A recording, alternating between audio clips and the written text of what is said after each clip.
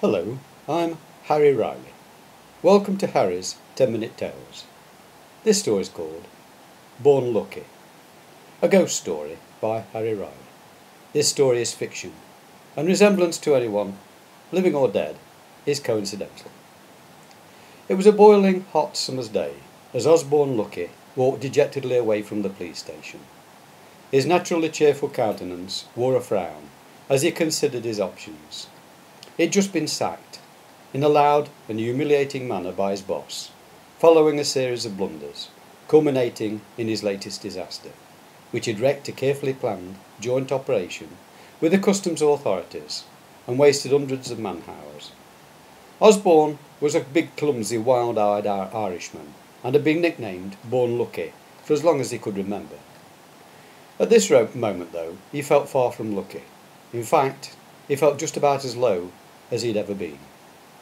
And now, as he wandered along the lonely streets, he didn't feel like going home to his rented house, where he lived all alone. Instead, he pushed open the door of his local public house and sauntered up to the bar, intent on drowning his sorrows.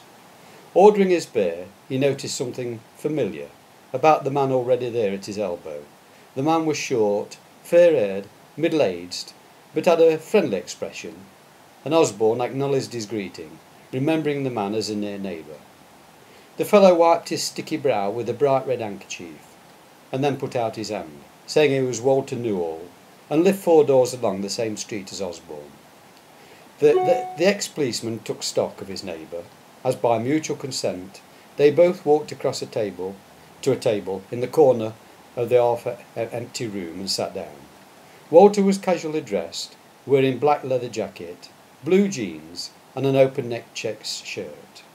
As they sat down, he pulled out a brown leather wallet and passed Osborne his business card, saying if he ever needed a good jobbing builder, he was the man.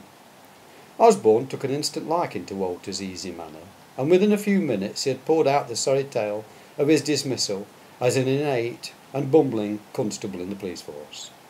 After falling off a metal dustbin, creating one hell of a clatter, and giving the gang their chance to escape. Walter sympathised and said it was surely for the best. They continued talking for an hour or so, and the ex-policeman left, feeling much better. When he arrived home, Osborne reached down to retrieve a fresh carton of milk from his doorstep, kindly left there by the woman next door, and he glimpsed a black shadow just behind him. It was a small black cat that moved for attention, squealing out as he swung a kick at it. "Go on, clear off. I don't like cats," he growled, bad-temperedly. The cat crouched down out of range and stared back at him as he went inside, loudly slamming the door.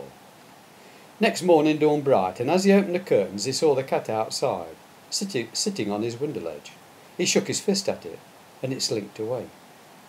About 11 o'clock that morning, Osborne had a visitor. It was a woman he identified as the wife of Walter Newall, and she seemed very distressed.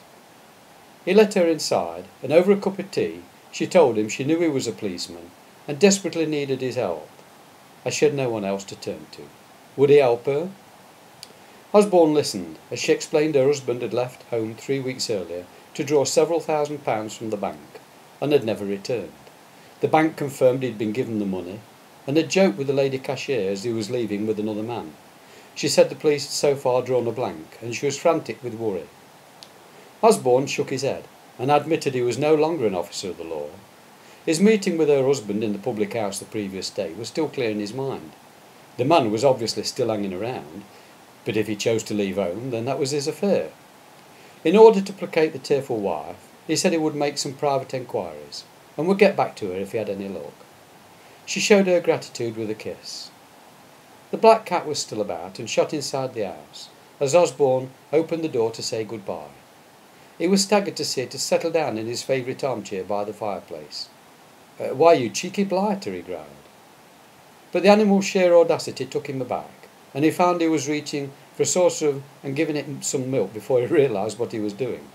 This cat had clearly adopted him, and he shrugged, accepting the inevitable. "I'm not good at names, so I shall call you Blackie," he mumbled. He had nothing better to do, and so decided to visit the builder's place of work, to see if Walter's boss could throw any light on his employee's absence. Blackie followed him out and leapt into the car as he set off. The building company had taken Walter Newell on as a subcontractor, and the boss couldn't offer much help, except to say that Patrick Grant, another member of staff, was a close friend of Walter, and he was happy to furnish his address, if that would help. Grant was not at home when Osborne banged on his front door, the last house down a quiet lane. So Osborne went round the back. He hadn't noticed Blackie following him, and was surprised to see the cat leaping up onto a low roof and disappearing into the building through an open upstairs window. The doors were locked, and as he looked through the kitchen window, there was his cat on the sink top, inside, gazing out at him. He shook his head, and then noticed a piece of cloth between the cat's paws. It was a bright red handkerchief, like the one he had seen Walter Newell using. Without hesitation, he kicked the back door open.